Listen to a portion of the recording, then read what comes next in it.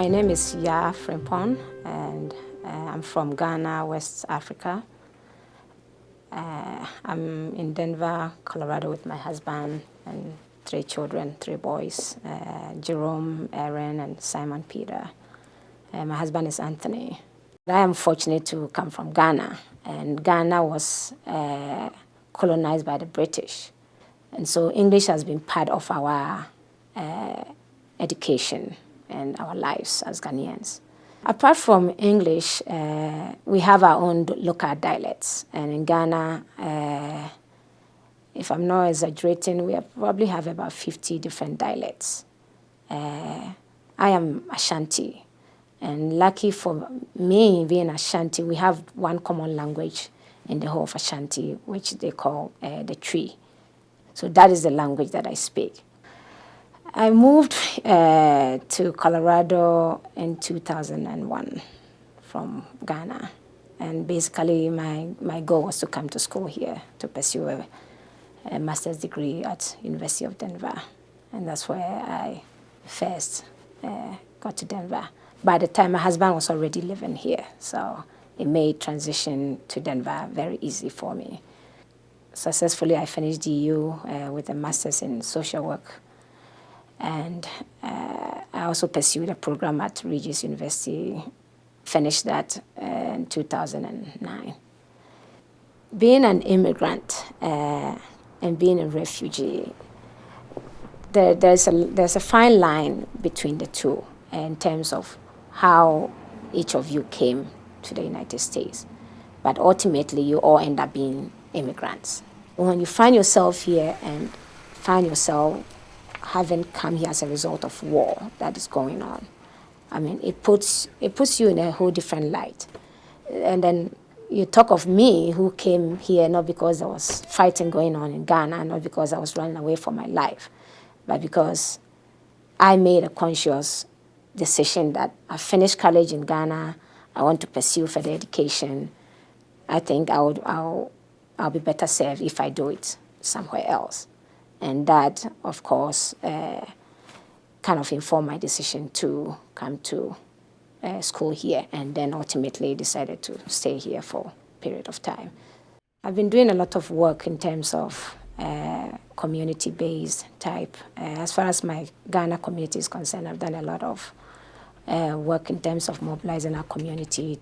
I do a volunteering kind of work with Colorado Africa Organization, and teaching English as a second language to refugees, women that have come through. And my husband was already resident in Denver, so it made transition for me in particular easier. But I've heard challenges of other women. So transportation was, I think, the area that I've heard a lot of women talk about. And then the other area will also be accent, because that is something that you hear a lot of people say anywhere you go. The moment you speak, the first thing they ask you, oh, where are you from? Oh, you have an accent. And for some people, it kind of damps their spirit when they hear that. And the other idea is that, are people even listening to what they have to say? The accent kind of gets in the way of the information that I'm trying to put out there. I've had people ask me quite interesting questions about Africa.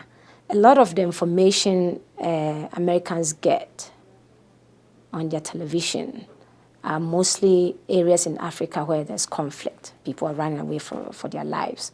There's famine. I mean, you see kids that are starving. They don't see the other side of Africa where you see people prospering, people, I mean, living their lives like people are living their lives here, people who are affluent. If we can have a balanced kind of information put out there too, I think that would also diffuse some of the perception that are out there. In every human existence, I mean, setting goals for yourself is really important. My personal goal, first of all, is eventually relocate to Africa. And in so doing, there are some things I feel I can do to impact our society. What I will personally advocate for is a lot of immigrants that are coming to our society. I know a lot of women, very hardworking women. All they need is just that chance, that opportunity to show that they can do something. And I think it's a struggle for a lot of women. So you see so many African women staying at home. Being an ESL teacher and teaching English as second language to, most of these refugee and immigrant women, you see the frustration, especially women who are trying to at least better their lives. Because they know they are coming to America because they can have a better life than they had back home in Africa. And so for them to come here and not see the realities of that, I think it's very disappointing. Get one immigrant woman working, they can push their children to do greater things. I like Denver a lot. I don't think I would have done so well in any other state than in Denver. It's very quiet, in terms of safety. And in terms of places you can visit with your family, there's a whole bunch of places. Very nice landscape that you can. And in terms of, the people I've met in Denver, very, very sociable group of people I've met. I've met people from all walks of life. There's a lot of opportunities here, and it all depends on you and what you're looking for. And I think I owe my life, I owe my success, everything to Denver. I'm really proud to be part of that community.